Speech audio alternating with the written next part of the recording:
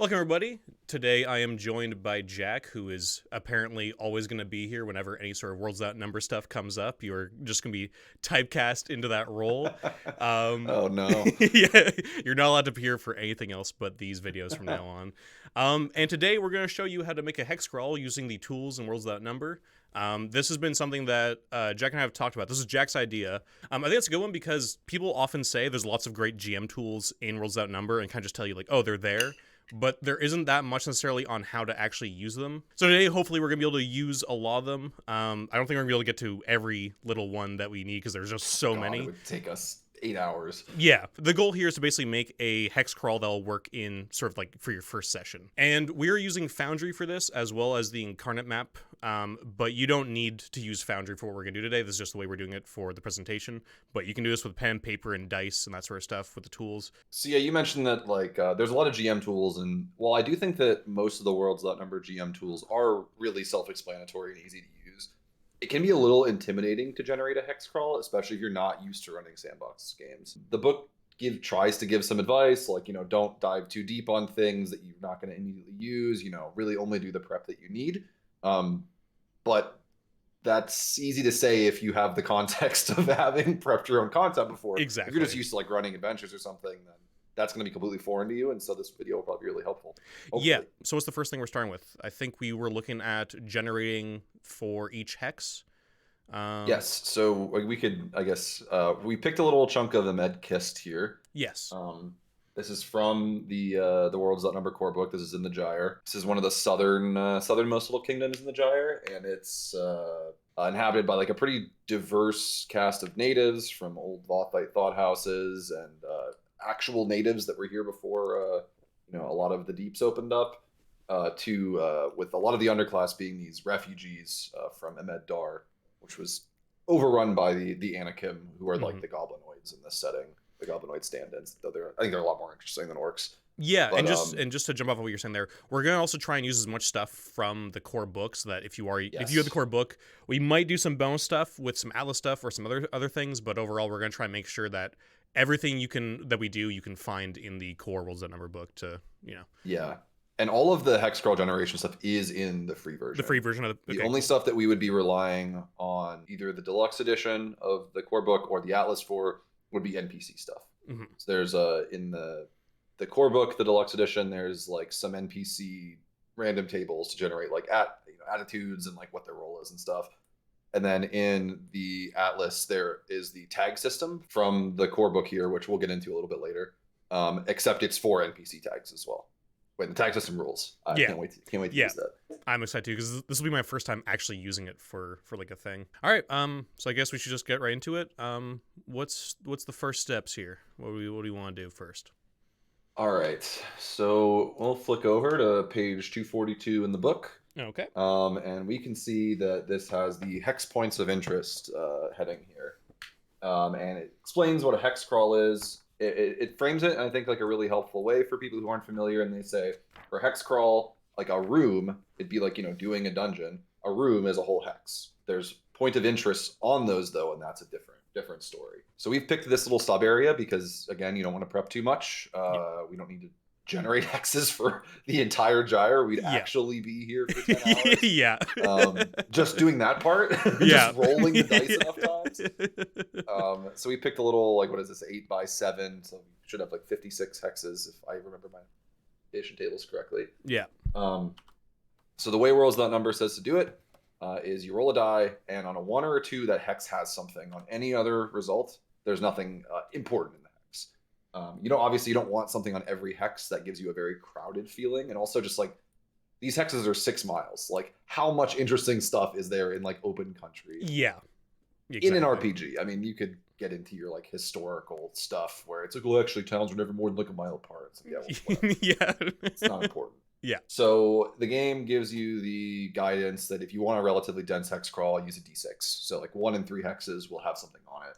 It says, use d8, d10, or d12 for a sparser one. I think we can use a d6 for this one. 56 hexes. Means we have like 18 POIs, and they're going to be fleshed out to varying degrees, and we can skim some of them and go deep into some other ones. Yeah. Interesting. Works for me. I'll just Okay. So now we're gonna roll a d6 for all 56 squares and mark the ones that there's gonna be something in. Hell yeah. And we'll see you when we're done with that. Yeah, we'll see you guys on the other side, and we'll do that now. All right.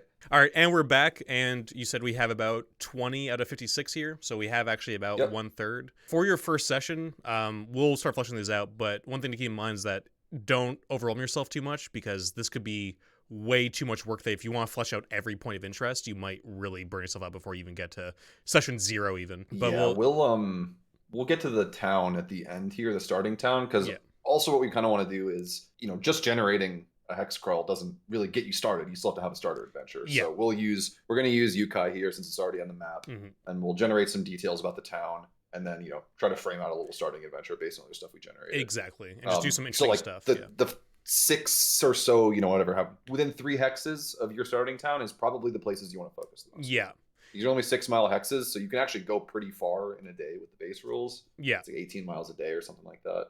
So yeah, so and we'd use a D6, and on a 1 or a 2 we got a point of interest. If you want less stuff, you can always make it a D8, a D10, a D12 if you're trying to like lower the amounts of things you want on there. This seems fine overall. This is like a good starter amount, so there seems to be quite a bit to do. But yeah, so I guess we'll get around to actually fleshing these things out. Okay, that's all of them. Okay, so yeah, I made a journal entry here for every one of our hexes that has something in it. We're using this handy dandy hex number module just to make it a little easier. It's honestly not the best numbering scheme. Ideally, we'd have like a column and row. Yeah, one like that's a lot easier to use. But this will do at least for referencing stuff. So when you roll. Now that we've determined which hexes have something, a POI, a point of interest on them, we want to roll on the basic type of feature table, still on page 242, and see what's actually there, like broadly. So the 4 things are some type of ruin, a community site, which could be a town or a village or anything where people are living permanently, a court site, which usually means it's like a kind of more important. A court doesn't have to be a royal court. It could also be like a thieves guild or something, or a wilderness site, which is more of like an exploration location.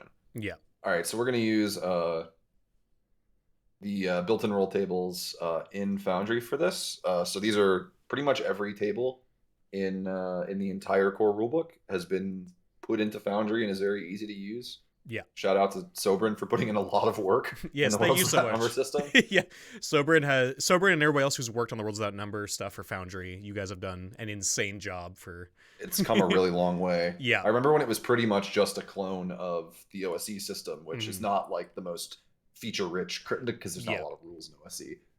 And now it's like very much stands on its own. It's really impressive and really easy. Yeah, no, it's fantastic. Do you want to do the first one there? All right. Yeah, okay. So we got our 108 here is...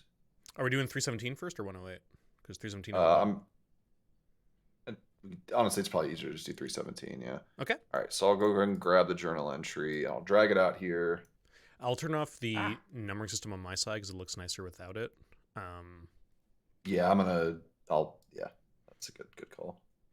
Because, I mean, it's client side, so... I don't know if it toggles it for both of us, I don't think, right? So it doesn't. Perfect. So do that. We can open this page up, or open this journal entry up, and we can just give it like an overview section or something. And we can say, here's our result here. Oh, this yeah. Is a ruin. Okay. I wasn't looking at your journal. I can see why you start with 108, not 317. I was looking at the map and the way we went. I didn't know if... Yeah, and you can look at... I think the journals now are all collaborative editing as of V10. So if you open the 317 journal, I think we can edit it together. Okay, cool. So it's a ruin, it's a residential site, which means we have more stuff to roll. And it is isolated rural estate of nobility. Neat. Yeah, I can see that you're on there with me. Yeah, I can see you doing it live. This is cool. All right. Okay. So that's all we do for now. Yeah. Just that. So I'm just gonna because I think the way we did was just a little bit confusing there, just because I kind of messed up a little bit. I was gonna say yeah. So our first one is 317, which we rolled a ruin residential site, and isolated rural estate and nobility are the tags we have for it. So that's our first one done. And then we'll go to the next one. All right, so we'll go up to 108. We're just Okay. going down left to right, down each Yeah, column. we're going by the map. Yeah. Okay, this is a community site, bandit meeting camp for trade and fun. Why does that sound so ominous? The bandits are fucking. Yeah. Oh, right, this is for YouTube. I probably shouldn't swear. No, it's fine. Don't worry about it. I won't give in to that shit. Okay, so just gossiping about trade and fun is like so. Yeah, it just sounds like such a euphemism. Yeah, it's like, what are they trading over there? I don't know about that. What are they doing over there? What are those bandits doing? Hey, what are you guys doing over there? Oh, actually, you can do something very convenient, so I don't have to be tabbing Yeah, around as absolutely. much. You want to delete that little drawing on 108. Oh god, oops. I think you just have to select the drawing tool and then click it or drag over it and hit. So that's just the journal. Okay. You could just if you just drag a journal entry you're just on dragging top the journal of, over it. Oh, so if you click on that, it brings you to the journal. Yep. Oh yeah, if you god, double click that's it, it'll take you so straight to the journal. good. God, It's really nice. Fucking hell, I love all the fucking nerds that work on this shit. It's way faster having like this system for it. Yeah, it's gonna bother so many people how off center these are. Yeah, it's whatever. It's actually, it looks like they're snapping. So if I drag them, like if you drag them a little bit to the side, they'll re-snap directly in the center. If you drag them too far, they'll snap to a corner. But woo. So that's okay. So 168. That's fun. Yeah, court sites. Wizards conducting esoteric business. I'm a fan of that. That sounds cool. It's me. Yeah. This is literally us right now. Me. Just like me. Just like me for real. 198. Demi-humans of... Ooh, okay, so there's two court sites next to each other. Oh, so as you're doing this, it will start to get the juices flowing already of like, what are these things going to be? Yeah. And this like, what, demi-humans... So neutral demi-humans next to some wizards doing some esoteric research. So see some potential conflict there if we wanted to be read it real straight. Yeah, just cooperation. Just south of some fucking spicy thieves having some fun. So yeah, just two spicy thieves roughing it up. No one will understand that reference. Is this 109 wilderness site? Yeah. Oh. Pocket of unusual or atypical terrain type. Nice. Okay, so that could be an Aratu or something. Yeah. A little, like, small Aratu, which is like incursions of other planets and stuff. It's like planes, if for people who are not familiar with the worlds that number parlance here. Yeah. 229. Ruin, residential site, rubble rot, makeshift village. So yeah, what this roll is doing for us is it's rolling that initial D10 on page 242, and if it's a community or court or wilderness site, it's taking the table on the same page and it's automatically rolling that to give us some more detail. If it's a rubble table, it's turning to 238, and then it's rolling on the appropriate tables there. So it'll roll a d6 for type of site, and then it will roll a 12 for like the detail. Yeah, so that's why you're seeing a little more detail for some sites and a little less detail for other ones. Yeah, if this ends up being confusing at all, depending on anybody watching this, it is basically just what's happening in the book, but doing it all for us. No page flipping or anything, that sort of stuff. We could run through one of them if we wanted to, but like, it's honestly, if you do it yourself, it just read that part of the book. Exactly. Yeah. So, okay, more wizards. Let's roll that again. Ooh, right, Demi-Human Enclave. Right. No, too many wizards over here in the east.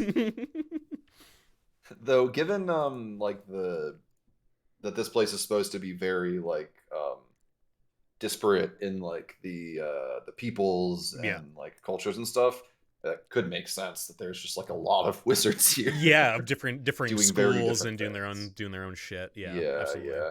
Like one of those groups could have been like more like druids or something, because there's no like really formal druid class in this game. Yeah. All right, 289. Another Demi-Human Enclave. That's actually all right. Yeah, I mean, just having two right next to there could be a pretty big. There's so many different things you can do with these. This could be totally unrelated ones. They could be of the same thing, maybe split off during some sort of schism, going one way or the other. There's a lot of different ways that can go as we do the different tags and everything. Yeah, I wrote off the like, oh, more wizards, because the tables really aren't that big. They're like D10 tables for the other types of sites. But I was like, oh, more wizards, and I'm like, well, that's like some more interesting stuff than that.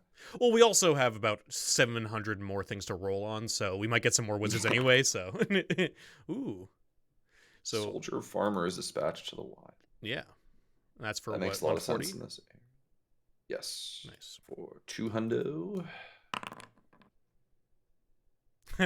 Yes, that's another bandit camp. That one's actually pretty cool too, because that's only 12 miles out of Yukai, so it's actually kind of an interesting thing that there might be some stuff going on there. That could be a good adventure. And it's right the fuck next to like these soldier farmers. Yeah, so there could be some conflict there as well. Absolutely. Tim would be mad if I didn't say, I wonder what kind of soldiers these guys farm. Telling me a soldier farm this far? The crops are coming in good this year. Just pulls out a full 6 foot tall man, fully in armor. Like, there we go. Yeah. He looks like fucking Lad. Yeah. Hello, my lord. Ready to fight. Feeling a bit hungry. Feeling a bit hungry.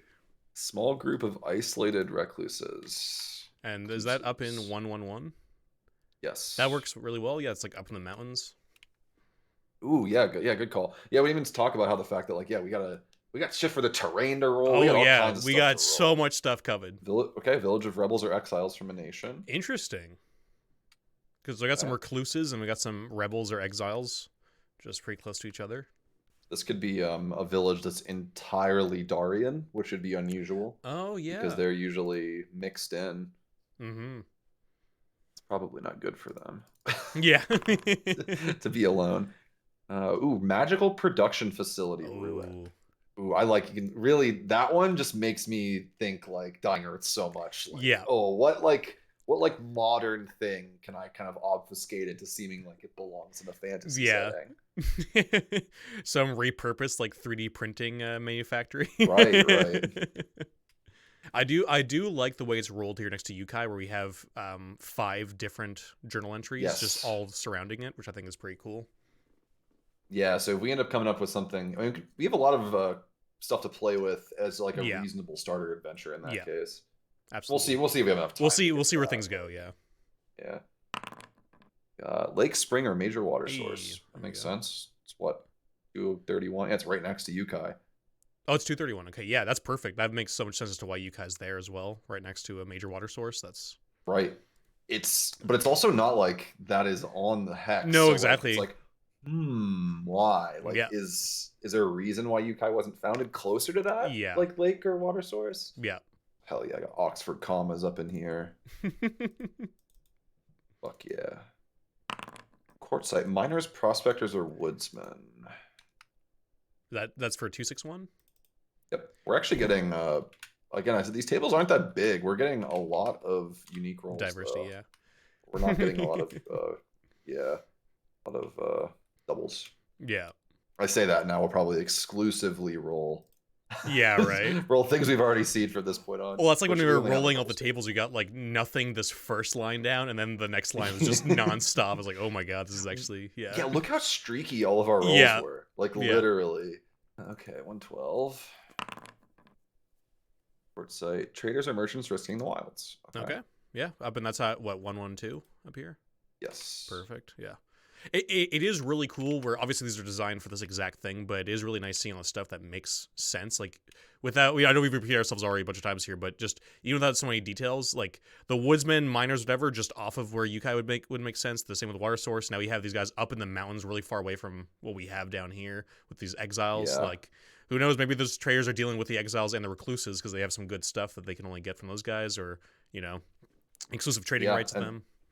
Where are they from? Where are they going? Like that's not even necessarily a permanent feature of that hex. Yeah. That's just that the players get there, the traders are there. Yeah. Why are they there? Are they staying there? Are they stuck there? Like, yeah, exactly. Yeah, it's just so much. You're like, oh, come on. All right, yeah. Like, you immediately get a million ideas with these high level details. So we can start, like, exactly. Building onto it.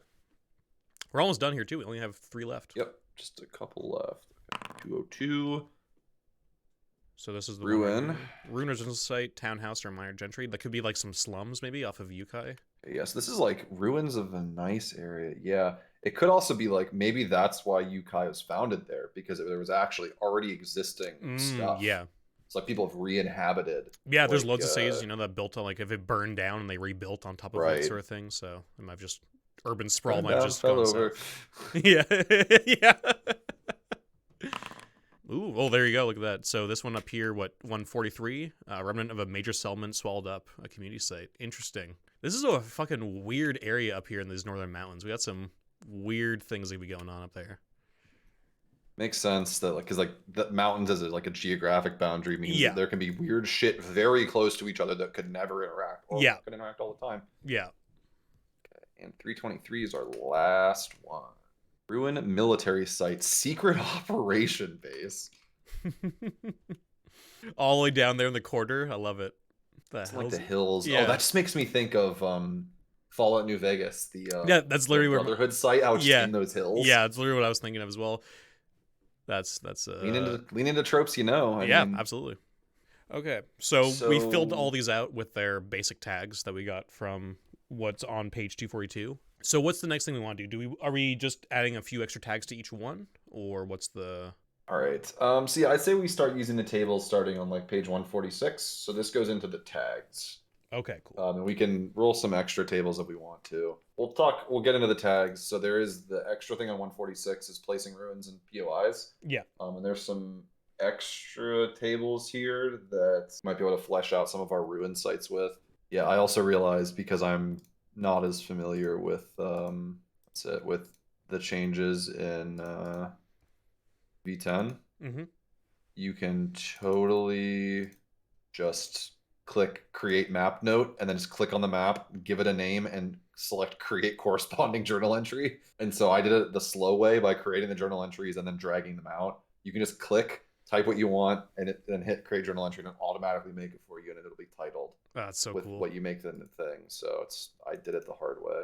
So yeah, I changed all these. So just some quick visual shorthand so we can see what type they are without having to click on them. Ruins are the little ruins. The little villages are community sites. The castles are courts, even though they're not literal castles. Yeah. And wilderness features, which so we only rolled 2 wilderness. Yeah, which is very funny. Yeah, are trees. So if as a GM you're prepping a Hexcrawl using these procedures, I would say that getting to the stage of the generation where you have all these sites and they have tags, that's like the base level of detail you want for everything. Yeah. Then you can flesh out places that you want, maybe are more immediately interesting or that you're going to drop hooks for the players. But everywhere should have tags because that's for you as the GM. Like having tags means that if the players go somewhere you don't expect, you can look at those and go like, okay, well, give me a minute and come up with something because the tags are a great jumping off point. Exactly. Yeah. So on that note, tags are awesome. Yes. So the way location tags work is you generate like 1 or 2. I think it says 2. Okay. For each place, and it will depending on what type it is. So like there's tags for communities, courts, ruins, and wilderness are four things here. Yeah. And they will have it's like a creative tool. It'll have like 1 or 2 paragraph thing explaining broadly what it is. They're tropes pretty much, and tropes are a great thing to lean on. But in generating 2, it means you're always blending 2 tropes, so it's never one note. Yeah. They also have a little short list of like enemies that the players might encounter, friends that they may encounter, complications that could happen as a result of the tag, things which could be treasures, reward, MacGuffins, whatever, and places like archetypal locations or characteristics. Yeah. So every tag is going to give you those. So every place is going to have 2 lists of enemies, friends, complications, things, and places. And you'll forget what those categories are because each tag just has the first letter. Yeah. So it's like EFCTP. Yeah. And I never remember what they all are. No. So let's just generate some tags. So along with these tag sections before the actual tags themselves, which is a D100 table with I think 50 entries on it, Mm-hmm. there are different kinds of types for these things. Like for communities, there's a whole page for rural villages, major cities, tribes and exiles, and each one has like a handful of tables on it that are even more useful. So we'll not do that for everything. Yeah. I think we'll roll tags. Because the thing to remember is that this is what you want sort of like for your first session. You really, really do not want to go too deep on stuff that the players are not going to see You'll burn anytime yourself soon. out. You will absolutely burn yourself out. It is really fun to world build, but yeah, it can be a bit much if you go too far with it. So Jack, do you think we should start by just doing tags for all the communities since it's on the same page, and then do ruins and then do courts, or do you think we should just go down the line of? Yeah, we can do all the communities now that we can see what they actually are. Yeah, it'll be pretty quick. Do you want to do the rolling, or do you want to do the? Is there tags to roll on, or do I just roll the D100s? There are also tag tables. Okay, so for our first community here, all right, we'll add a tags page. Yeah. And so we have. Can I just drag that? I think. Hell yeah, Foundry rules. I can just drag that heavy fortifications thing right onto the page, and it will link it for us. Oh, that's amazing. Okay. Okay, yeah, roll one more time. Yeah. So heavy fortifications and brilliant innovation. All right, so that's 1108 done, or 108 rather. Okay, and next we're going to 259 because it's our next community. All right, go ahead, give me 2 more. Rebel Stronghold and Blood Feud. And before we get in too deep, of course, if you don't like things or they don't blend together in a way that works for your brain, just re-roll them. Yeah. There's never any shame in re-rolling. No, absolutely not. Or just picking them out off of the table. If you don't feel like rolling, you can always just look and see which ones jump out to you. And if you've gotten to this point and you already have like concrete ideas for places, go with it. Absolutely. Yeah. Whatever floats your boat. You get miserable penury. That's a word that. What the hell does penury mean? Life is hard on latter earth, but it's exceptionally hard here. People are deprived of all but the barest necessities, and even the local gentry are impoverished compared to their peers elsewhere. Jesus Christ. Something is making locals stray, however, whether fear of the alternative, hope for the bare future, or stubborn attachment to their ancestral lands. Okay. Or, sorry, making the locals stay, not stray. Yeah, absolute opposite of what I said there. But yeah. And also Plague City. Those really work out well. Yeah. Could be some sort of quarantine or something that maybe they're in. Ooh, yeah. Oh, we're at 140 now? Okay, yeah. Guild oligarchy and toxic economy both work out really, really well. A lot of synergy here. Yeah. I hope we get some that are a little less obvious. Yeah. That's a lot of times the most fun. Yeah. We're like, totally. How the hell am I going to make these two things fit together? Yeah. Give me another. Rebel Stronghold and Neglectful Ruler. Okay, that's an interesting one. That's 141. Fallen Prosperity and Warring Council. All right. And the last community, I believe, which is just 143. Yep, 143. Inhuman Cooperation and Warring Council. Those are actually really interesting that we have 2 warring councils that are 12 miles apart from each other. That could be totally, again, completely unrelated, or it could be a very interesting relation there. Yeah, so that's all our community tags. I guess we'll do ruins next. If we're going on the line, I guess we'll do courts. Yeah, it's just that ruin down at the bottom left. I don't know if. Oh yeah, I know. I was thinking the same thing. Let's just go through in the book order though. Okay. Oh yeah, that makes community sense. Court ruin. Yes, wilderness. So we're doing the courts next, and let's see what we get. Diplomatic demands and waning wealth for this first one here in 168. Those can immediately think how those would work together. Oh my god, yeah. So we have the wizards connecting. That's right, those are the wizards. Yeah. All right, this is pretty fun.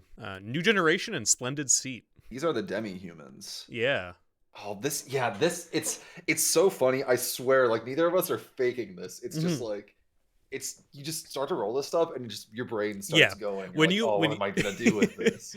Exactly. When you have just like out of control GM brain all the time, stuff like this just makes everything just start turning really fast. It's great. Ministerial capture and splendid seat for 111. 6-1. Magical subversion and excess hairs. Too many hairs. We got a Rapunzel going on here. Okay, and then the next one was 112. New generation and rival dreams. All right. Okay. Our court tags. And now let's go with ruins. All right. Ruin tags. Okay, ruin tags are next. And this first one down here in the bottom 317 has Aspiring Conqueror and Things Below. Okay, that sounds extremely ominous and also really interesting. That sounds like maybe like some sort of like crusades happening right there in that area. Yeah, this is it's a residential site ruin of an isolated rural nobility. Oh, estate. Nice. There could be a lot of good environmental storytelling with that, like what happened to this place. Yeah. For some reason, saying environmental storytelling, it just makes me think of the intro for Hom 3. Yeah. There are a lot of really low poly wizards fighting down here.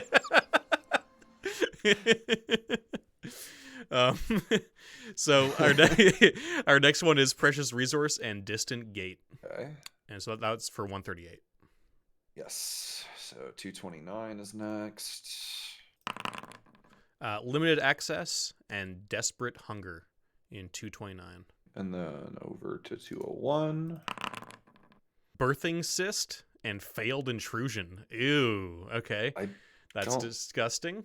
like that. Yeah. I don't like that. I also don't like that so close to Yukai. That's Ugh. sounds like a pretty horrid place. 202. Hidden Within and False Front. Also so close to Yukai as well. Yeah, that's the townhouse. Yeah, that's interesting. Oh, yeah. And the final one here down in 323 is Dungeon Heart and Civil War. Dungeon Heart Civil War is my favorite MCU movie. movie. Yeah. That's what the D&D movie and the MCU combine after Disney buys everything up. Into a moist brown paste. Yeah. All right, and now for obviously our longest rolling we're gonna have now is the wilderness tags. All two of them. All two of them. We're gonna be here a while. All right, so the first one is Toxic Ruins and Migration Path. It's up in the mountains. Yeah. This is the lake that's next to. Ooh, so this is the lake, and there's Lost City and Zealot Colony. Okay, well that might explain why they're not on the actual water source then, because that could be. Ooh, yeah, we were already talking about how they're like maybe living in like the ruins of this some city that was here before. Yeah. And like, what is Lost City? Yeah, like maybe that city was centered around this lake, and this one is not. For good reason. Exactly. So this weird Zealot colony, that just sounds, there's so many different cool ways that can go. So after we generate the tags for all these, each one of them has 2 tags. That's pretty good for the general region for if anybody's going off book and you guys are going and if you're going wherever the players decide they want to go, then you have enough tags to sort of do anything, on the fly. But we're going to focus on the townhouse, the lake, the wizards over here, the Plague Demi-Human Enclave, and the military base. There's a good variety of different stuff there, so we thought that'd be a good way to sort of show all the different things you can have as options in session 1. So we're going to focus on these first, and then we're going to flesh out Yukai. What do we want to start with here? I feel like wizards makes the most sense. We'll start with like the top left, and then just go down. Okay, so I'll grab court tags. So we can use the roll tables for these to generate a little more info if we think, because I feel like, all right, I guess let's give it a look. Yeah. So wizards conducting esoteric business. The tags are diplomatic demands and waning wealth. Diplomatic demands means that someone else, a rival or an outside power, is making demands of them that they can't easily ignore. And then waning wealth is the court is heading towards poverty and its members know it.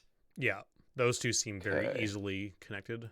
Honestly, maybe these guys are like, these wizards are like funded by Yukai, and they're like doing, your kind of academic work, and their funding is going to dry up because maybe what they've been taking too long to find something, or like they're not producing the results that they want. Yeah, there could be some sort of academy in Yukai, or some sort of, maybe it could be a sort of colony of wizards that are doing stuff there, and they are being funded by whoever, like you said, in Yukai.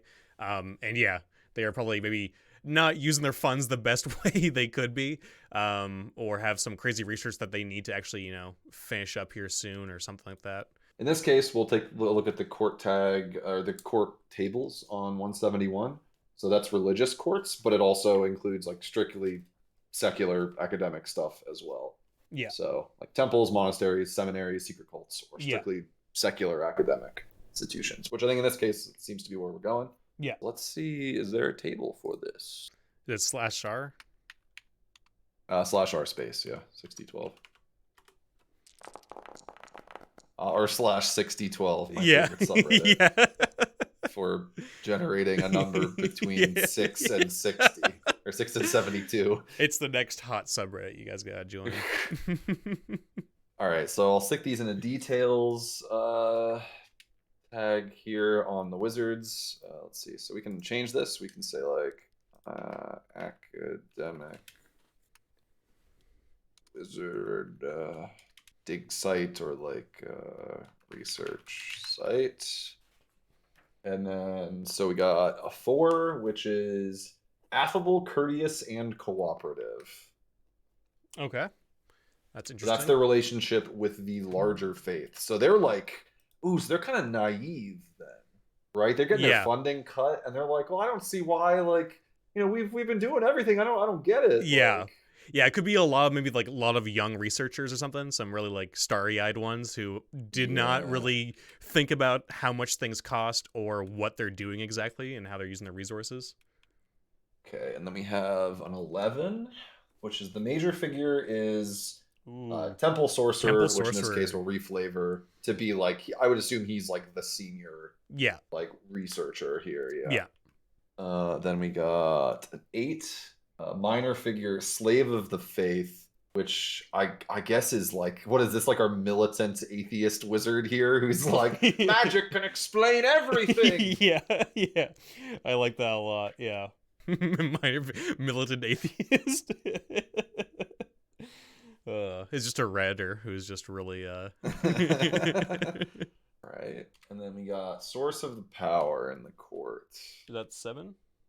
Yes. So that's they're an expert at seduction and manipulation. Okay, so Dude just has some like really like we're just like literally describing like a really toxic academia relationship where they're yeah. just like, no, this is gonna pay off for your career big time Yeah. later. And so it's the senior wizard who's like, no, we've got to keep going, even if they're gonna cut our funding. Like, this will totally pay off for you, and by you I mean me. Yeah. Yeah. And then problems. So we got a 9 and an 11. Never forget. God damn it, Jack. It's been 20 years. It's no, fine. it's fine. Let's just maybe No, laugh. I know. 9. The clergy have taken up a costly and wicked habit. Oh boy. So I guess the wizards have an external conflicts. 11. An outside wizard is trying to claim leadership. Okay. Ooh. Yeah. So like they're having this problem where they're kind of like, hey, your funding is going to dry up, and this guy's here to be like, you got to stop. Like, we're not going to be giving you any more stuff. Yeah. And they're like trying to keep him there to be like, no. You see, here, watch. Within the next 5 days, we're totally going to find something. He's just like, all right, I'm going to shut you down. Yeah. Like, if you don't. Yeah. No, it's great. He's like the fucking the dean in like a 2000s or 90s like boner comedy where it's just like, I'm gonna get you. Or he's the IRS lady from Everything Everywhere All at Yes, Once. yeah. That's a great idea. I like that. So yeah, just like that, we already have. It sounds you could totally just like make an event like this. Is you could RP off of this all on its own. This feels like a fun, almost like minor faction within this court, like in terms of like the court in Yukai versus this one, where it's just like basically a group of what seems like pretty irresponsible wizards that they could be really dealing with almost anything here. That should be interesting. And like this, I guess you might want to generate, go out of your way and generate, find one of the tables to see like what they're looking for or something. Yeah, it might not even be here, but could be some inspiration if you wanted to roll one of the weird tables for it. Yeah, I mean, the whole goal of this isn't to flesh out literally every last detail here for anybody who's going to be using this. This is just like, you have a lot here. You can go any way with this. And that's basically the point there. Yeah. Hell yeah. And also it's been, for us, no more than like 90 minutes. Yeah. And we've done all this already. And honestly, a lot of less than 2 hours. Yeah, and honestly, a lot of this has been longer purely because of just the different stuff we've been doing. But like, if you're doing this by yourself, this would take you probably even less time than it's taking us, honestly. Oh, I would say like less than an hour. Yeah, especially if you're not trying to. If you're doing it with a piece of paper and like maybe like using OneNote or your whatever your preferred like note taking software is, it'd be way faster. Yeah, absolutely. Is there anything else you want to do with that, or are we moving on to the Plague Demi-Human Enclave? I think this seems so like this is I guess a good part to talk about this too. Like for me, like we could keep going into that. We could like look at the tags and see if there's anything from like the enemy's friends, complications, things, and P.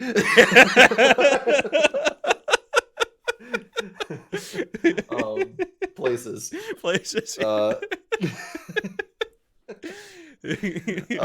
We could do that, but I think this is a good example of like, I'm pretty satisfied with this. I don't think you'd really need to dig into this anymore. You could play it with it as it is. Exactly. I don't think there's any reason to dig into that for this situation. Yeah. So Yeah, if you need to, Page. they're there for you to rely on if your player's running there and you suddenly find yourself kind of hard pressed to Yeah, come up with something. But we totally. move on. All right, yeah, let's go to the. I think the Plague Demihuman Enclave seems to be the next one to do. We'll just go by column. This one should be interestingly miserable, because we have a community site that's a Demi-Human Enclave, and the two tags we have are Miserable Penury and Plague City. So this is not going to be a fun place at all, which means it's a great place for No. adventure. So, all right. So we can similarly use some tables to fill this one out. Do we want to use rural village or tribes and exiles for this? What do we feel represents Let's that? see here. Let's do. Ooh, let's do Tribes in Exile. That sounds fun. I think that seems to be fun with this. All right, give me another 60-12 roll. All right. Gonna go with my Gorgeous favorite subreddit.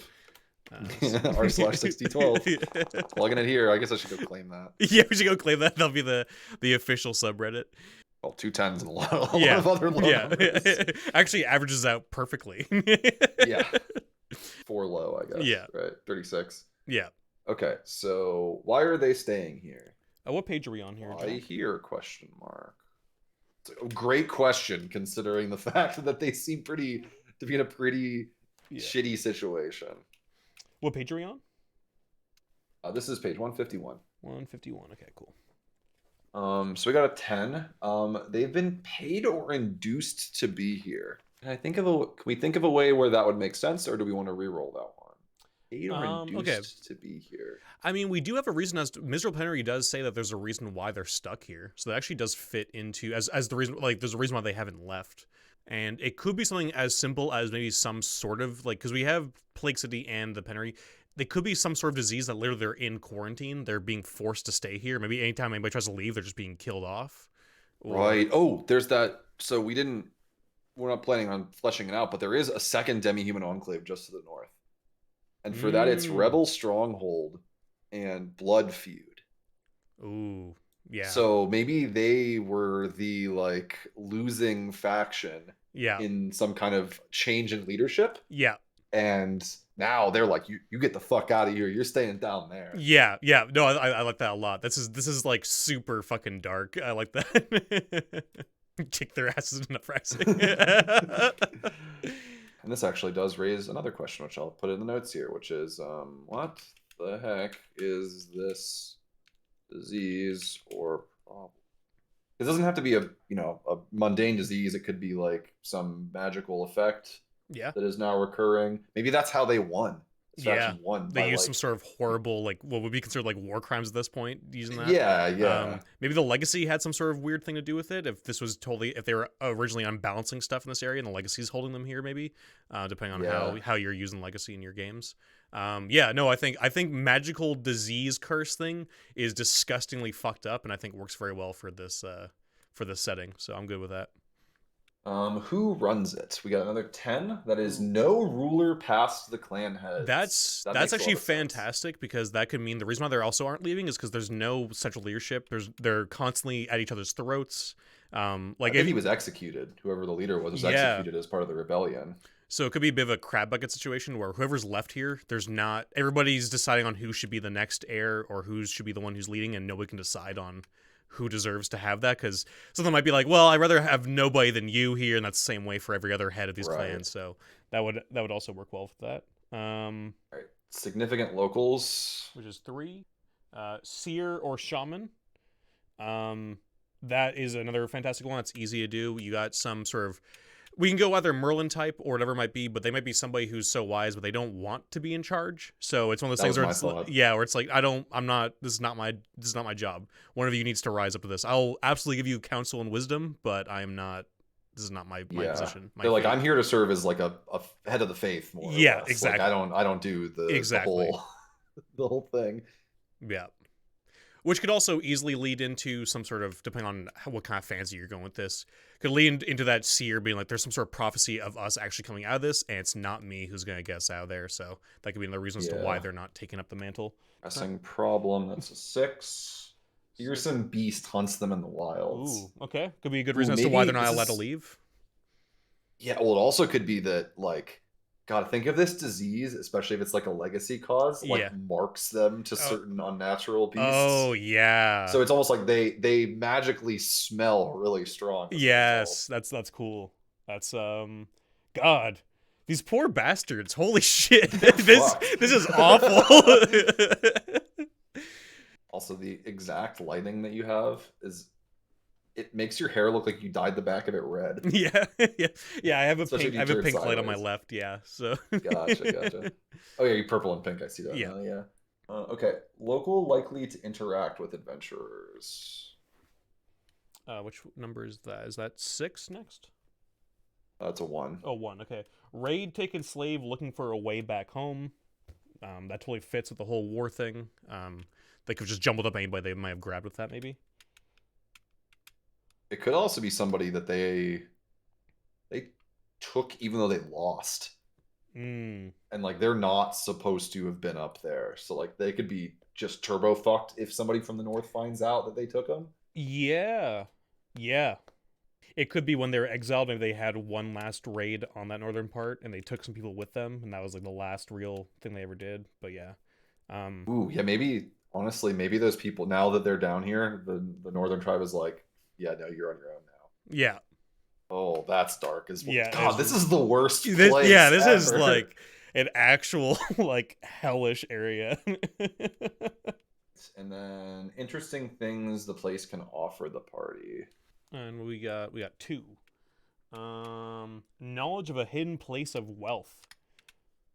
You know, actually, that would be interesting depending on how vengeful these people are.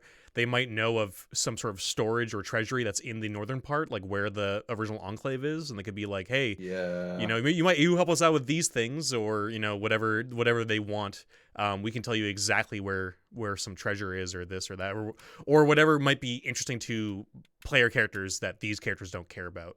That the you know." Yeah. They're like, man, we don't care about this fucking gold. Just get us some friggin' medicine or break this curse or do something, and you can have this. But All right. yeah, Again, I think that's probably about all we need for these guys. yeah, absolutely. I mean, this already from these we have brought up an entire culture that sounds extremely depressing to be a part of. Yeah. Whatever the hell happened to them. But yeah, Right. I'm pretty happy with that. So I think we can move on to. Do we want to do the lake next? Yeah, let's do the lake. All right. All right. So lake spring or major water source. I think we're both thinking lake. Yeah. So And we have a lost city tag and a zealot colony tag. all right, let's take a peek at those and see what they really say. Yeah.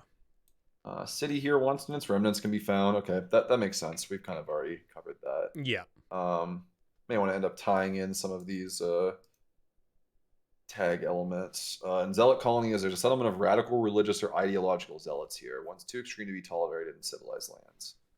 Might not necessarily be hostile, but they might have need of outside assistance, but their principles are likely to be bizarre or abhorrent to the PCs. Most such colonies are bent on creating new societies that may not actually be physically or psychologically possible for unaltered humanity. That is interesting. That's fun. Okay, so the wilderness doesn't have the amount of the same type of tables. Yeah. It just has potential encounters, so I think we're a little bit more on our own here, and we'll have to lean a little more on the tags, I think.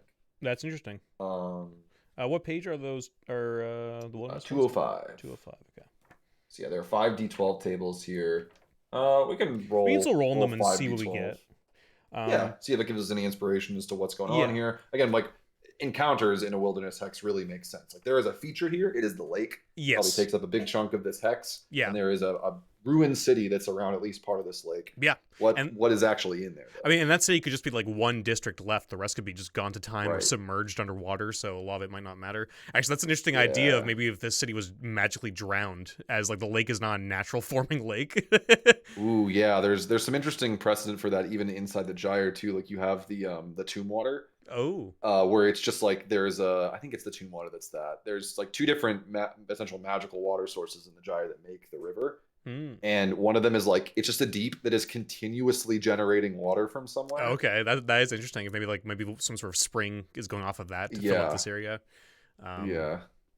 All right. Yeah, and this actually will be a good if we have to do all this on our own. If the wilderness stuff doesn't work, this will just be a good example of what you might need to do if your tags aren't working out necessarily how you want them to be working out for you, or like just that they might just be filling a different role than you're looking for, and you gotta do your own thing. But okay, so we'll go to details. So you want to roll what, 5d12? Yeah. Okay. 9, 6, 12, 5, 2. Yeah. Okay.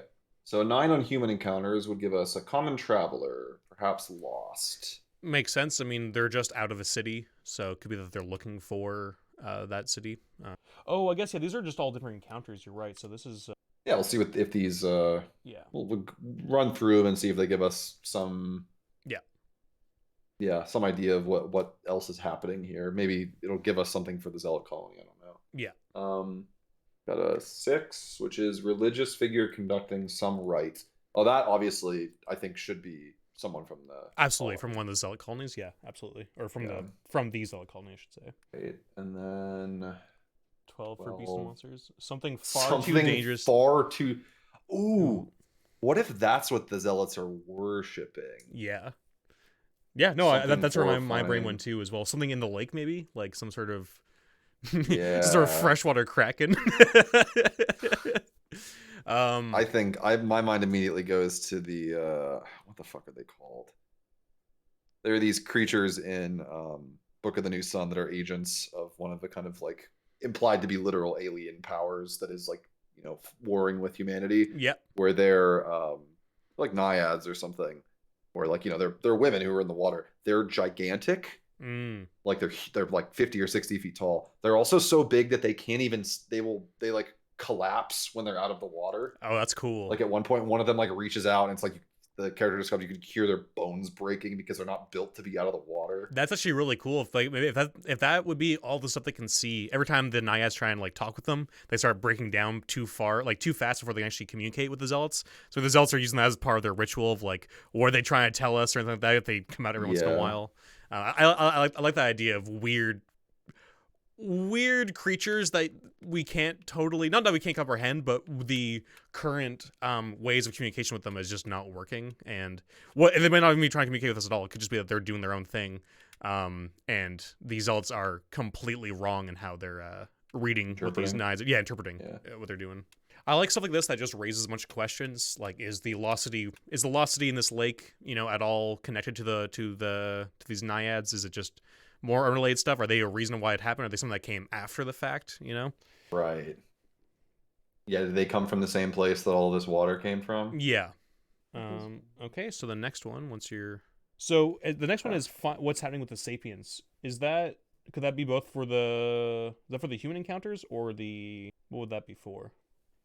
That's for the non-human sapient encounter. So like what's happening? So like we have our lost guy there? No, it's the ritual, right? Yeah. A zealot enacting some kind of rite. So then it'll modify that. Okay. So cool. That's a 5. They're examining recent loot or a finding. So maybe this rite that they run across first is like maybe the naiads have given them something. Yeah, I mean maybe like this lake is probably big enough to really have. Maybe it's something weird that shouldn't be there. Like a giant ship has just washed ashore, but there's no way the ship would have gone in a lake in the first place. Like it might have just appeared there, and they're around it, just trying to be like, this is like a gift from our lake gods or whatever. Just makes me think of have you ever seen the images of that one? I think it's either Danish, the or Swedish ship Norwegian, that's like fully that ship. Yeah, they just pulled it, like sunk immediately. And they just pulled it out of the water. Yeah, so it's. I think that's like the most. I think that ship is like the most well kept ships of that era, if I'm not mistaken. Yeah, it is, because there's like almost no surviving examples of ships, because that's from like the 1500s. Yeah, and I think that ship is good because that can both be used as a dungeon if you want if they're not going on board and they want the players to go across to check out what's in there, just as a, you know, let's see what they want to do there, or it could just be a thing that they are now inhabiting. Because that could be a fun sort of weird little town colony based off of this weird ship that's just like there's tents around it on the beach, and like the main guys who run the show are in the ship or something. I just love how much you can do with stuff once your imagination starts running. Right, and it just gives you just an infinite number of things for your imagination to jump off. Okay, Undines, that's what they were called in Book of the New Sun. I think Undines are like water elementals in fiction usually, where naiads are kind of more like a Nymphs. Fae thing. Yeah. So then we have what's happening with the beasts. So what are these? What are It's, these naiads up to? says it's magically warped somehow, which already seemed to fit really well with this because there's obviously something wrong with this place. Yeah. I mean, it doesn't necessarily have to be like warped in a negative way. They could be more powerful than they should be, maybe, or maybe they're more of them than there should be. Maybe they're not. Maybe they're normally like mundane, if like fantastical beasts, and these ones are actually magical. Yeah. Yeah, I mean that gives that's a lot to play with already. I think that actually fleshes it out really well with just that stuff. Yeah, absolutely. I think we have a decent sort of group here. I don't know if there's anything we wanted to add about the Zealot colony, but I think they're pretty good for that. They're just, usual worshippers. You can pretty much go any direction with that. They can be hostile. They can be just a point of wealth for the players. They come in, they're like, hey, we need adventurers for this stuff because we're not going to sacrifice our own people because there's only like 100 of us that have broken off. Yeah. So our lives are worth more than yours. You guys go in that ship and find out what's in there. And we'll and actually if somebody wanted to, like, you could flip back to the court tags and roll on the religious court, the same one we used to generate the wizards, and see if that, if you want to flesh out these zealots, that'd be another thing that's possible to do. Totally. Don't feel bound by the categories when you're doing this kind of absolutely stuff. Not. Okay, move on to the townhouse. Yeah, I think townhouse is the next one. I think we're good. This one's interesting. A ruin, residential site, townhouse, or minor gentry. And the tags we have is Hidden Within, and False Front. See, this rune is Hidden Within this rune is actually underneath a seemingly ordinary structure or inhabited human settlement. Makes perfect sense. This is like literally an ordinary looking townhouse. Yeah. Of some style. And then False Front. Those are almost kind of the same thing in this case. Though I guess what we really need, it says you might generate a second basic function for the site and bill it as its true purpose. God, we have like... So you could like straight up just roll for like a different kind of site and put it in here. I think it makes sense because I think the idea that we were kind of percolating for our starter adventure, it was one that would lead you to this like special operations base in the south. Yeah, which we'll get to in as our last one, Yeah, and maybe this is like a much smaller, like, there's like a small complex underneath this townhouse that was like a listening post of some kind, like whether magical or like far future fantastical science fantasy. Like maybe there was one of the reasons this place was destroyed is whatever the initial place was destroyed is some kind of war was happening, and these guys were like literal like spec ops and spies. Like this was like the these were like the partisans. They had this like this rich family, and underneath they were feeding information to this base of like foreign invaders. I like that a lot. We can do our one roll ruin generation for this and see if we can ignore some things, because it seems like we have a pretty good idea of what we want to do. That is on 187. 187. So, one roll ruin generation. So that's what? That's a D6, D8, a D10, a D4, a D12, and a D20? Yep. So yeah, what do the locals think of it? Give me a D6. Okay. We'll just go through one at a time. Yeah, we'll do one at a time. So we got 5. 5 is, it's a lure to the greedy and the reckless. Okay, that is interesting. I wouldn't have thought of that immediately, but let's see how it fits in. That actually adds some interesting weirdness, though, to what the hell are they? Is this literally here as some sort of other weird kind of zealot thing of them sort of, I don't know, being the arbiters of who they see as like deserving of death or something, where it's like, yeah, come down to this part and I guess we'll see as we figure out more, because I like that one because it's just a weird one for what we have so far. Yeah. Let's do how old it is. I think I have an idea, but let's see if there's something that circumvents it. So that's a D4. Okay. D4 is the next one? Yeah, we'll do that one next.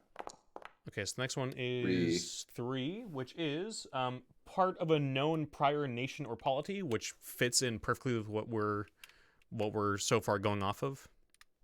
Yeah, it could be an old, like, back when Voth, this was like the Vothite Empire. Yep. Maybe that's what it was. It was like like a thought noble house. Yeah, I like that a lot. So they were scheming against the greater Vothites, because that was just one of the many nations that's fallen. Yeah.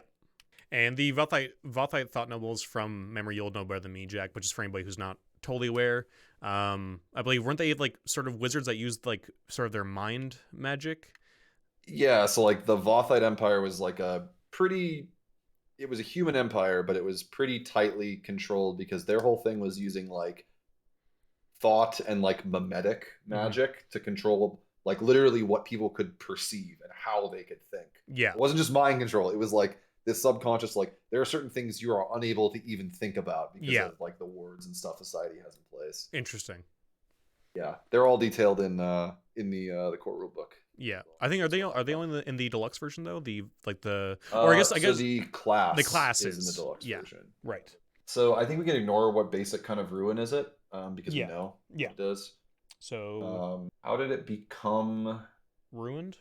Okay, so I think we know how it became. Well, no, because we don't know exactly how this city was destroyed. So Yeah. let's see what Let's this do says another. to us. Let's see what we got here.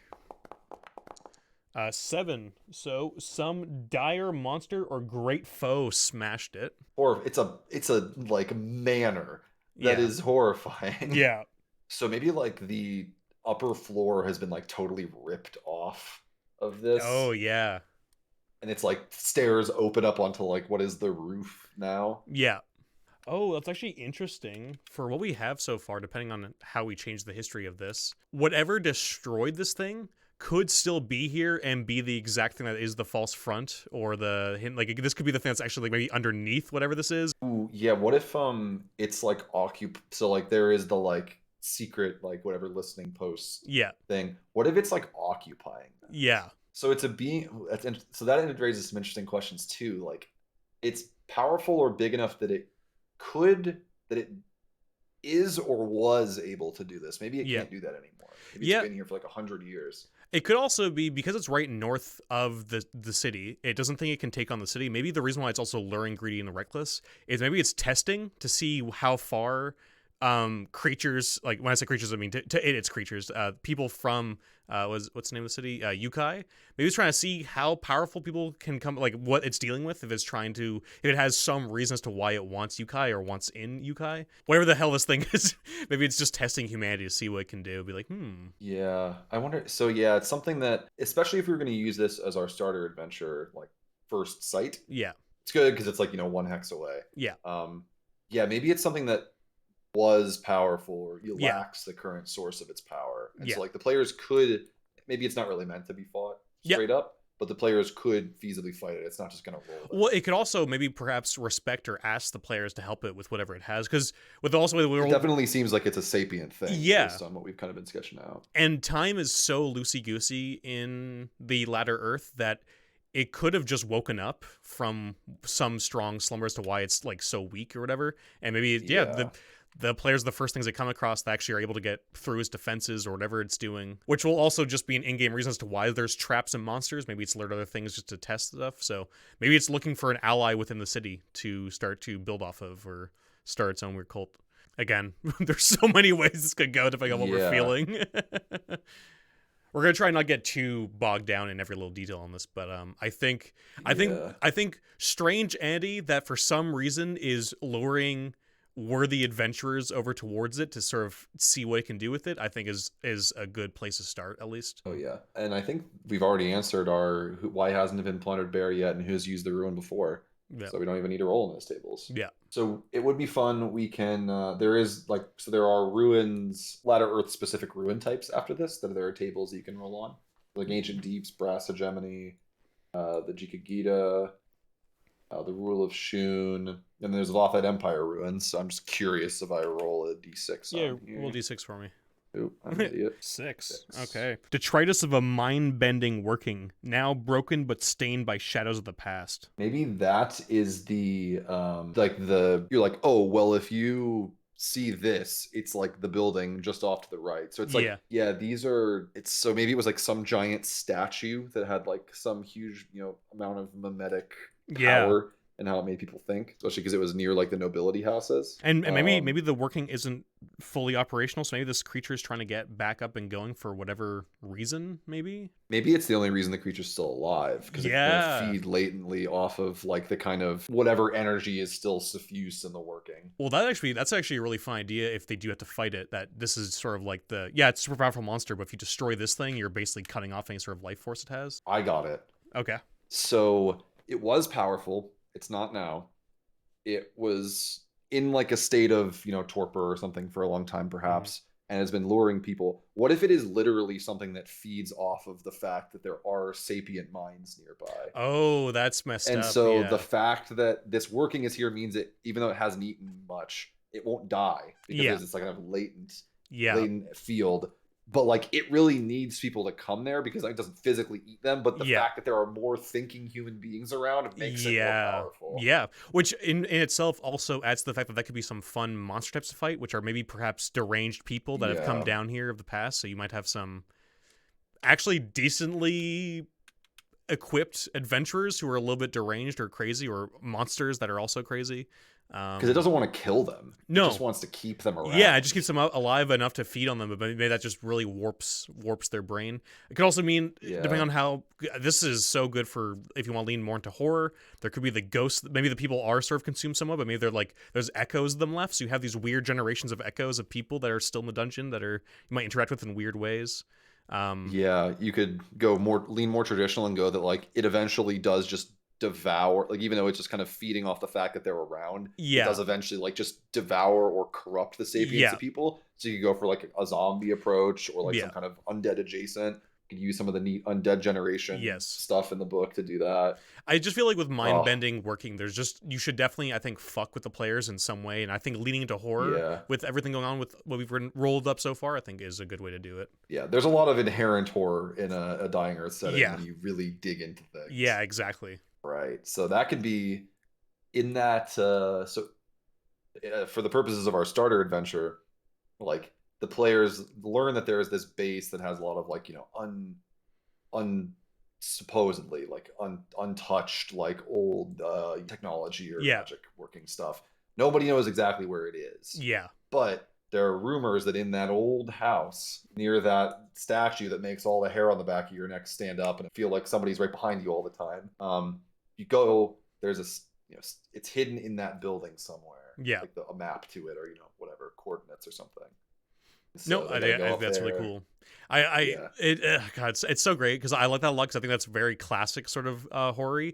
I could also see it being where maybe it's literally targeting certain kinds of people. So people go there and they know something's there, but maybe like this mind bending working literally means they can't see the dungeon or like the place for exploration, but the players can because they're whatever traits this thing's looking for, the players have because they're player characters and they're above other people. So maybe they're like, oh, it's over here in these ruins, and they find it. If you want to add a little bit more of a, I guess, predatory thing against the players, yeah, because monsters are so fun because they can be scary because they're literally going after something, or they can be scary because they're just a force of nature.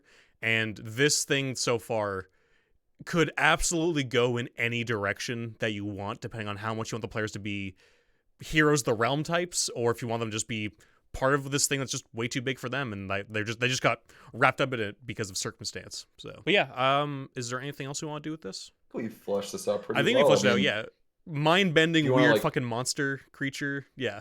right, The other thing too, Jack, is right, that we can always just do a sequel thing to this, that we can just give a sort of basic idea for an adventure, and then next time we could also just do like a you hey, write let's flesh it. out this Yeah, actual adventure, and like how you can just yeah, write a quick adventure for your it's first a good game. point actually. Yeah. So the last one we have here is this military base, and the tags we have are Dungeon Heart and Civil War, which is Ruin's physical integrity is bound with a particular creature or object within the site. If it's destroyed or removed, the place will collapse. oh I can't not think of like Fallout New Vegas, yeah, Brotherhood of Steel. yeah. I think it's a good place to go off of. I think that works really well for this stuff. We've gone a lot more classic, Yeah. I think, D&D type stuff with this. So I think going for a more sci-fi thing down here in the South could actually be a fun way to push it. Yeah, especially because you could use. So I always think too how the Brotherhood of Steel usually have like a kind of computer, like a centralized Yeah, computer system. I think specifically in New Vegas they have one that's like running the whole place.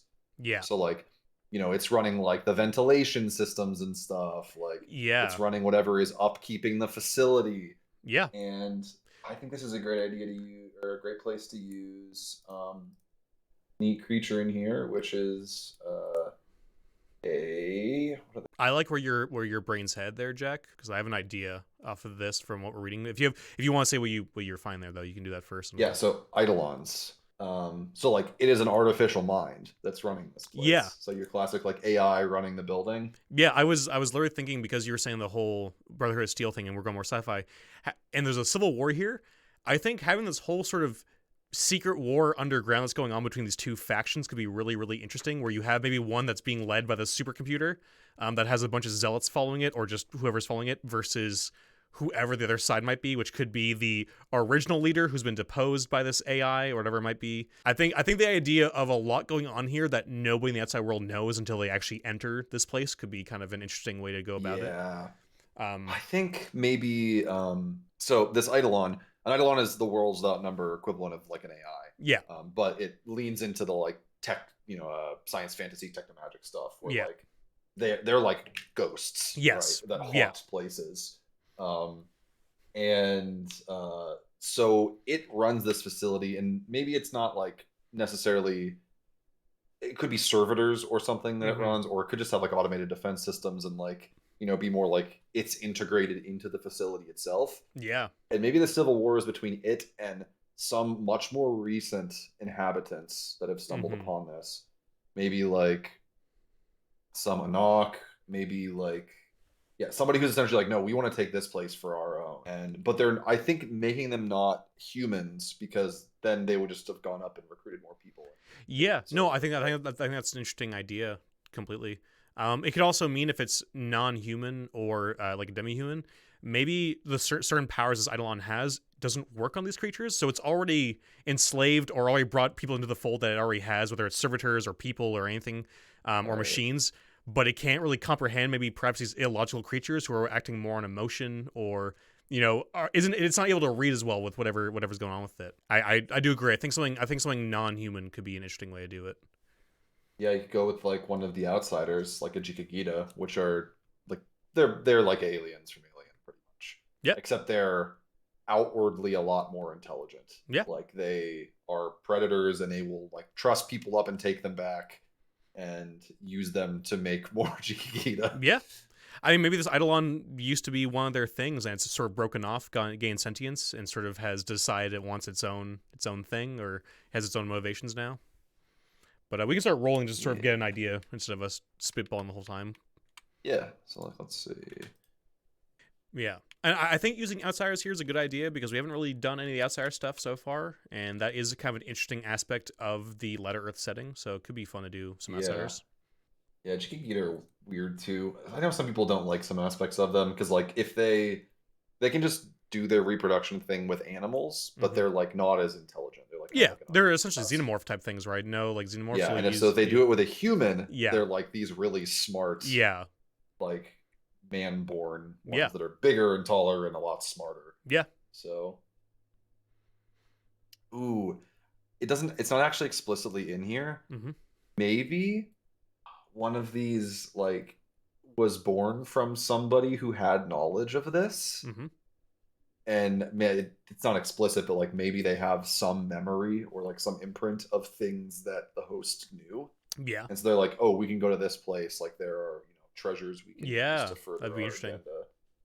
I mean, maybe it could be the Chiquita. It could perhaps be maybe like an entire consumed slash converted like old house, like a whole Vothite noble house. Could be something where they have Ooh, some weird yeah. powers. We could go something different than Vothite, but I think something like that could be interesting, where it's not just a bunch of humans, but it's something specific. And honestly, going off the Brotherhood of Steel thing that could be interesting.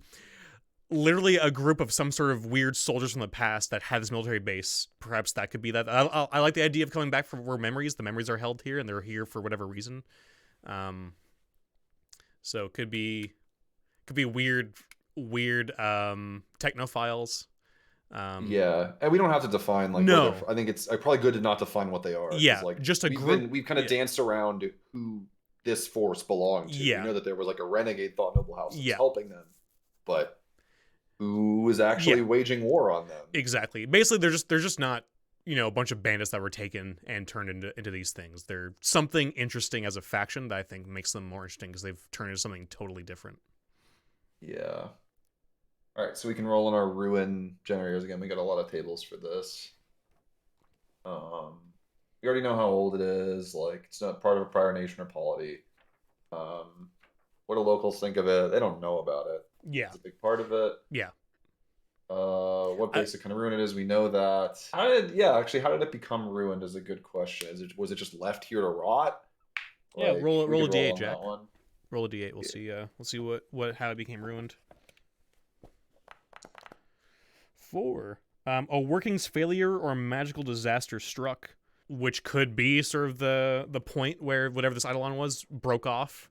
Maybe when there's a working that was keeping it controlled, because this eidolon could be from a thing before these things, and they only knew how to control it with this one machine that broke.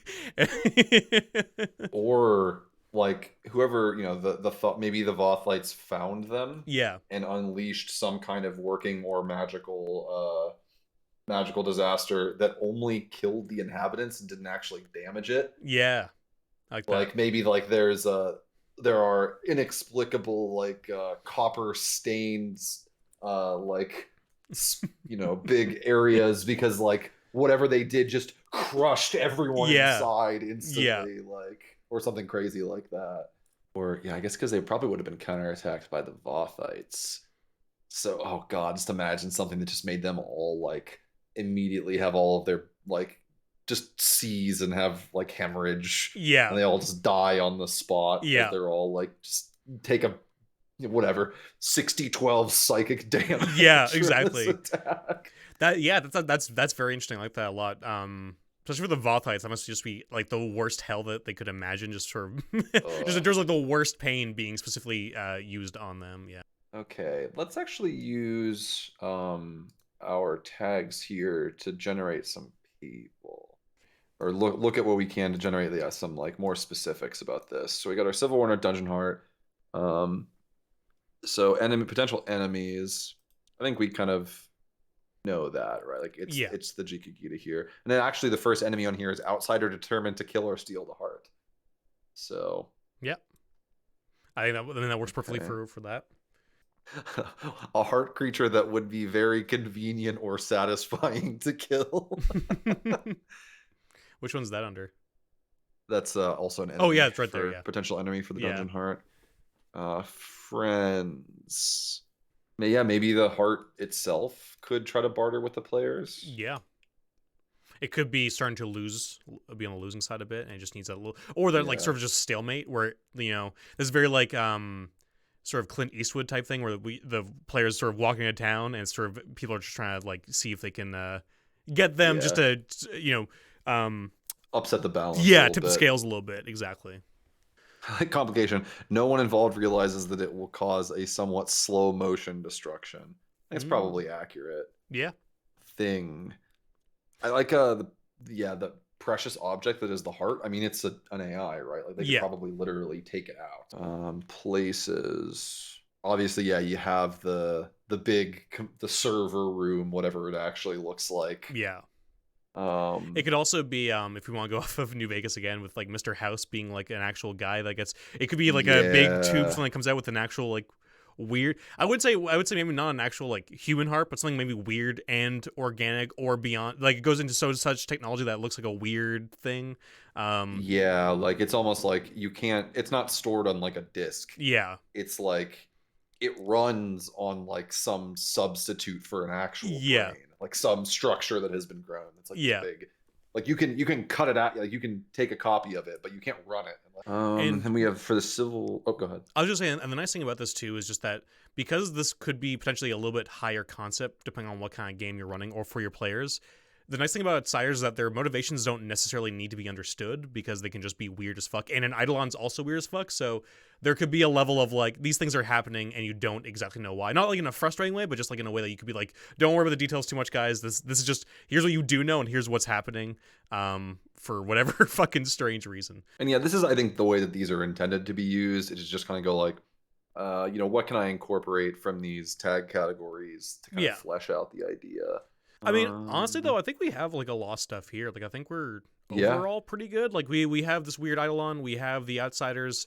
It's all sort of happening in this weird... whatever, because this could be all, like, strange metal hallways and weird places. I think, like, Deep Cover Observatory could be a good place as inspiration for this sort of... this sort of thing. Yeah. I feel like that would... because I feel like we have a lot of stuff here covered. I feel like anything else is more just how you want to flesh out the factions more than anything else, I guess. Yeah. But I think this is a I good do basis. I do like this specific entry, which is neither side wants anything or wants something, I guess, that outsiders are going to like much. So like the Jikagita, obviously, like we don't want them. They are No. inimical to human life. Like anything that they would want is not something that people. Maybe the computer, the Eidolon, still is. You could fall back on another classic trope. Still insisted that it needs to complete what it was trying to do. Yeah, yeah. And so it's like, it's a fucking special operations base. It might have some kind of weapon that's intended to level the original city, Yeah. which is where Yukai is now. Yeah. Oh, totally. It could be maybe it's some old sort of like terraforming project where it was meant to like make whatever make something habitable. Maybe whatever it's trying to make habitable isn't habitable for the current shape of humans and everything else. That's a good point actually. Hell, I mean, it could be the one that made the lake. It could be connected to that. You could bring the things back around depending on what you want to do. I don't necessarily recommend that on the first session. I like once you start getting to that territory, you can start going a bit too deep. But I think old ancient weapon and leaving it at that until you know what you want to do with it, I think is it's just a classic trope that will always be fun to use. And it's following. Although I will like hazard some caution. It is a common thing in some really well loved adventure modules where like you give the players like you allow the players to set something in motion that like significantly changes or fucks the local area. Yeah. Like there are some adventures I don't like that do that, but it's like, oh, you have set something in motion that like things are going to change as a result. Absolutely. Yeah.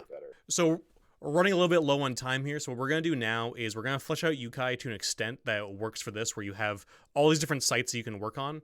We're probably going to do a part 2 where we flesh out Yukai way more with different factions and courts, whatever we might think we might need for a first session. Because, like I said several times throughout this whole thing, you don't need to go too crazy with it to get your game ready for session 1.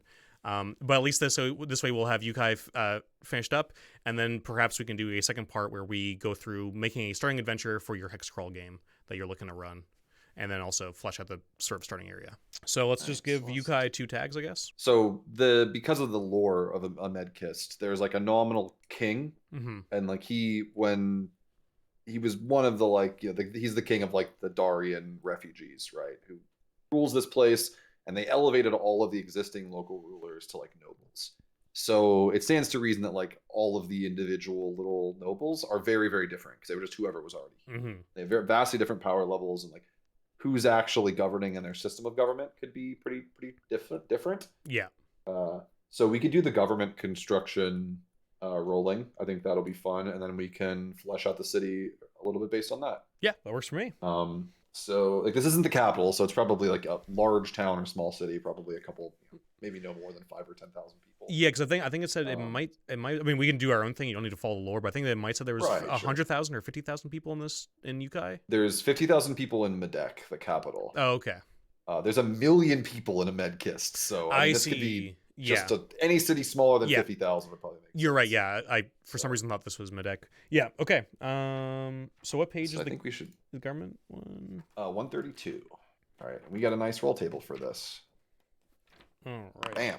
Oh hell yeah! So much shit. Oh my god. Off. This is great though. All right. So we rolled for the government construction of Yukai, and we have all that stuff here to the point where some of it is actually being eclipsed by the camera, which is fine. It's we'll read. I have it on my screen too. Yeah. All right. So a number of ruler. Okay, number of. So there is a monarch and several. Okay, so we have a primary monarch and several under monarchs. Yeah. All right, and they are each oligarchs. Spell today. I'm looking at the word of the greatest wealth or influence. Okay. So yeah, this is like maybe like a Gavelkindi thing. Yeah. Well, Where I like think only this makes sense where this like the lore this is these guys being basically moving down here. So I mean you could have the guys sort of leading the show and then having sort of like a council of the other monarchs where it's kind of like still giving them some power even though some of it might be a little bit more ceremonial than real or just in a way yeah. to still preserve the honor and respect of certain houses and that sort of thing. This fits really well with the lore of Ahmed Kist. Yeah, and I mean this could also be like a ruling structure that was already here that Yeah. has nothing to do with it too. So it could Yeah. be like, they were, whoever rules this is a count or whatever. But like it's just whatever was already going on here. And they've been Mhm. named that by like the king. And so it could be something pretty weird. Yeah. Like the fact that it's oligarchs Yeah. here, I think is something to stick on. Because it's like they're not just clan leaders or something. They're actually people who have some other source of legitimacy. Yeah, I mean, we do have those that mining, logging, whatever area just south of the city. So there could easily be some wealthy dudes who are running some logging or mining camps. Yeah. Also, Alex, Yeah. I got wizards on the brain. Yeah. We already have our camp of wizards, Yeah. right? Off to the west that is Yeah. based out of here. So, what if it's like this place is like this entire place exists around the fact that it is like a huge, maybe not necessarily like a school, Yeah. right? But like their society is kind of ruled by this order of, or these orders, I guess, Yeah. of wizards. The most powerful of each order is like, an oligarch. They control a Yeah. bunch of financial power because whatever the magics they hold or the resources they know about. So I like that a lot. I think that. I think that's always fun. I think wizards that aren't just crazy guys in towers doing their own thing is always fun when you have a bit more of an establishment with them and what weird cultures might Yeah. form and pop out of that. Different wizard clans. Queen Quizzard. and the Wizard. Quizzard. I actually have I put it there on purpose. Right there. It's an alternate cover, but that's Polygon Wonderland. I think that's the most that's fun. Dying Earth, or at least is tied with Murder of the Universe for the most Yeah. Dying Earth King Gizzard album. Hell yeah. My fancy Fuzz Club variant. It has none of the art's the same at all. It's Yeah, that's completely different from the stuff. base art for that one. Yeah, it's not that weird geometric Yeah. thing. All right, ruling class. Outsiders are non-humans of a certain type. That's interesting. What if these oligarchs are like these undying, powerful wizards because they're not even fucking human? Yeah, I mean, looking at the Atlas, there are so many different types of creatures that are what you think are humans but aren't actually humans. So I think taking any of those and they're actually just these puppets or whatever the hell you decide they want to be, automatons, fucking skin shifters, whatever you want them to be. I think that's great. Also, that's just, I think, very, very classic sword and sorcery type stuff of just this conspiratorial ruling class of not even humans. So, yeah, hell yeah. Okay. Easy peasy. So now you have source of legitimacy. So, source of legitimacy, they brought order out of bloody chaos. I think that fits in with Ahmed Kist in general, with the whole. I imagine the migration from them having to move south because of the Anak. Not Anak. Is it Annex? Yeah. And I think is the demonym. That would just be a super tumbly, horrible time to be in. So they were just the ones that probably came out of it the best, and would also explain if they aren't human, that maybe they have some level of knowledge or ways that they were able to do that. Yeah, and that happened 200 years ago. So it's entirely possible that these things were already here exerting a significant amount of influence, but maybe not in such a formal. Like there were already these very powerful, like, conclave of like non-human beings, and they were like, we gotta like put on a show here or things are going to go downhill. Yeah. And so like they form, it's like they just like make up their own mythos where they like individually form these different wizarding orders. Yeah, absolutely. That then like could become the ruling class. I like that a lot. So we institution and agents of control. Yeah. So yes, our next one, institution of agents of control. Ingrained obedience in the populace. So again, actually, in great obedience to the populace is pretty cool. We can leave that pretty vague, honestly, because I think that could either be whatever these things are that are ruling have some way of doing that, or it could be them using maybe old Vothite knowledge that they're using in a way to control people again, in a new warped way. Too. Yeah. I mean, it could also just be the fact that they are incredibly powerful. Yeah. Yeah. I mean, it could just be really, really good at propaganda, like just the usual way of. Current struggle. This one's interesting because the current struggle within the government is the prior ruler's incompetence still harms it. I mean, there could still be like some remnants of the thought nobles here that like occasionally fuck up and like, you know, subtly influence things into going wrong. Yeah. It could be if these things aren't totally human, maybe their programming still makes them screw certain things up, or maybe go ahead. Yeah. No, I'm just agreeing. Go ahead. Yeah. I don't know, because it could be a few different things. Maybe the mythos they've created actually has some holes in it, where like they're like, shit, we didn't think about how this might affect this thing now, all these years later. Yeah.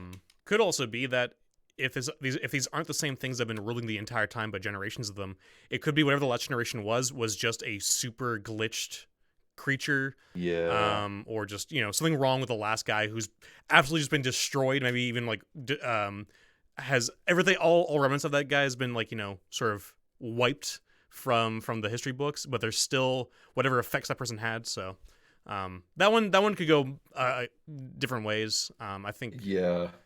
I like your idea that like it's literally just that they're not human, and so they make bad assumptions, and so like the prior rulers in like we could just, you know, pop it out a bit to like the prior ruler still hurts it, which is the fact that like we're not so far away in like history that people don't think that some of the stuff they do is weird. They're like, this is not a normal human thing to do. Yeah. Like we're not in like that level of unquestioning. I agree. Yeah, I like that. All right. I mean, it's relatively stable. I think that speaks for itself. That makes sense. I was going to say that should be it anyway. And hardcore, the established current ruler, hardcore, they have a hardcore of useful supporters. I think is also fair. Like, we can sort of skip through these probably a little bit, because I think that all makes sense to me. Yeah, because that one's like, I mean, this is what hardcore of useful supporters. That's just their orders. Yeah, right? Exactly. Their little faction that they do. Problems. Do their ministers. Enemy forces have allies among them.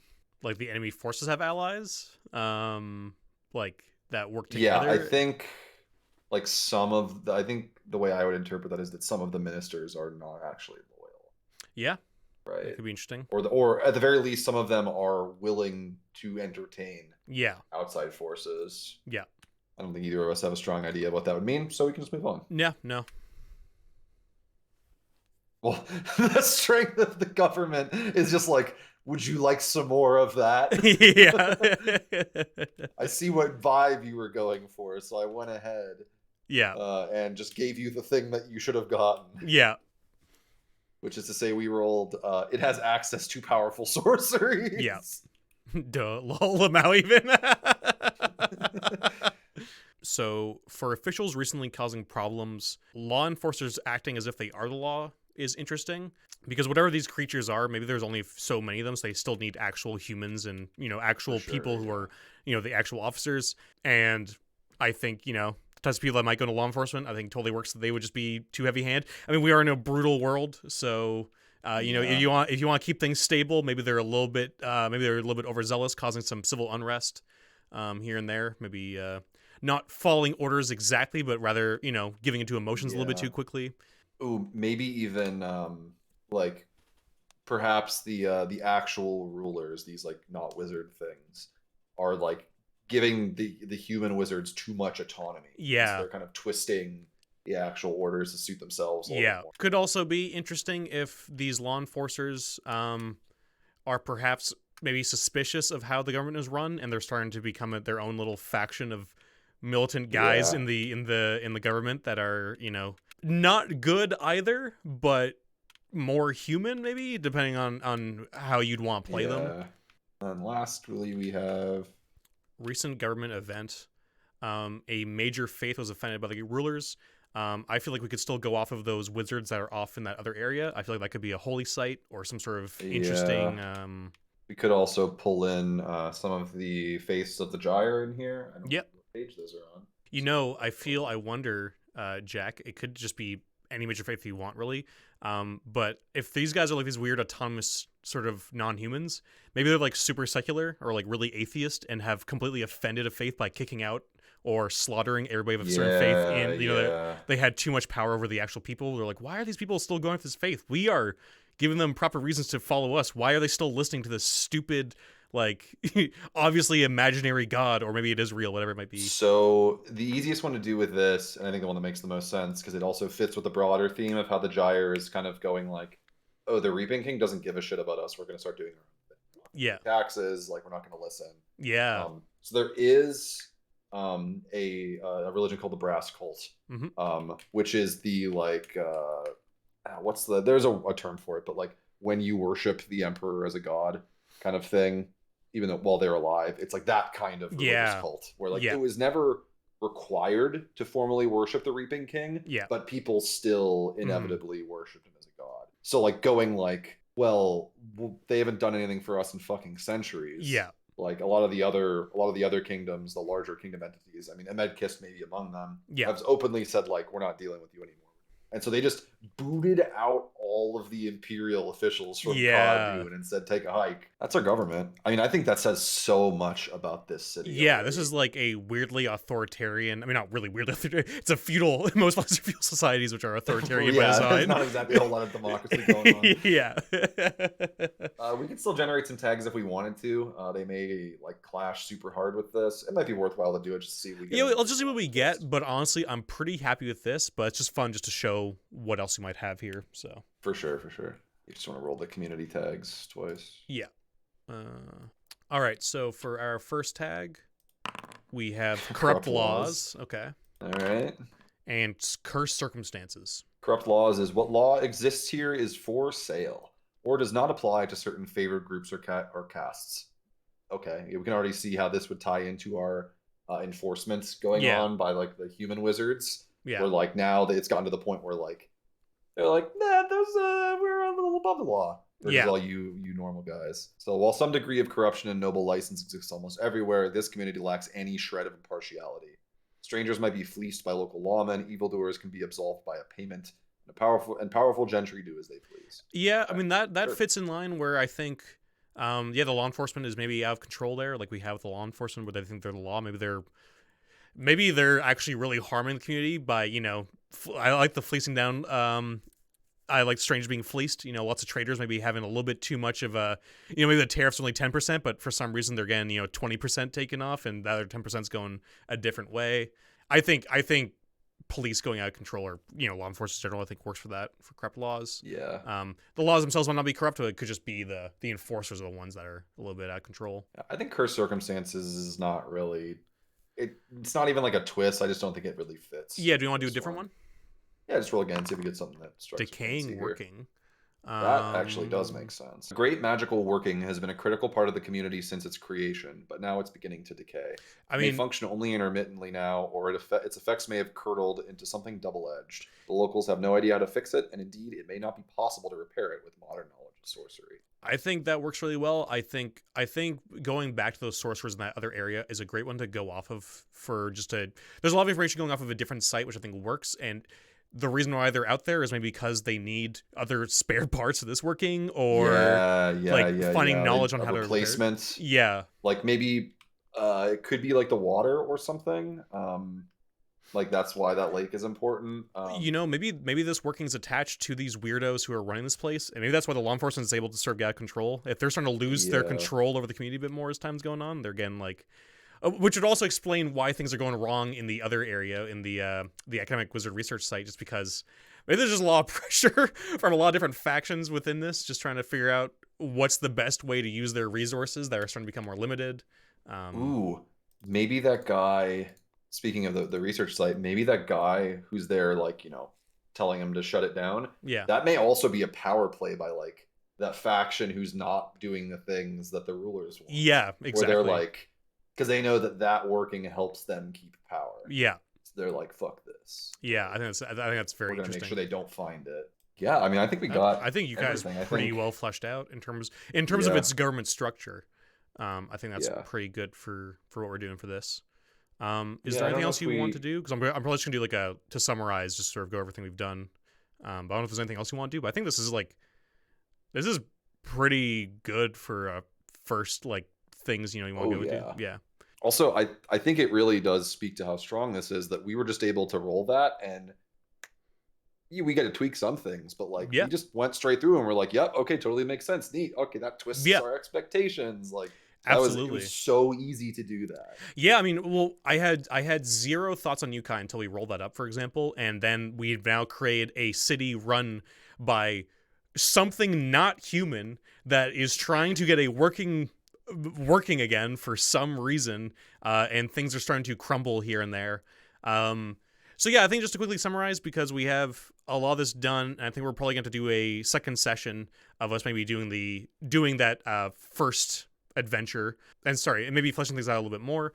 But right now we have a starting city that its government is fleshed out. You might need to do more in terms of other factions and that sort of stuff, but I think for right now, I think that's a pretty good idea. The players end up here for whatever reason, and they're probably just going to want to go off and do some sort of quest, so you don't need to worry about going too much further than this right now. I mean, there's going to be merchants and that sort of stuff, which is basically a more smaller scale thing you might want to flesh out for your own games. But we have this wizard research site, which you might have sort of linked a little bit back to Yukai with whatever's going on with the politics going on there.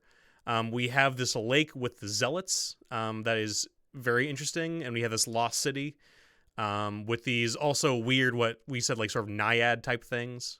We have probably the most sad part of this, which is the plagued demi-human enclave, which can't leave, are being harassed by some sort of monster or creature, and they're sort of like, cut off from the rest of the world for whatever reason. We have the townhouse, which has some sort of, luring, creepy, mind-bending monster and creature down there.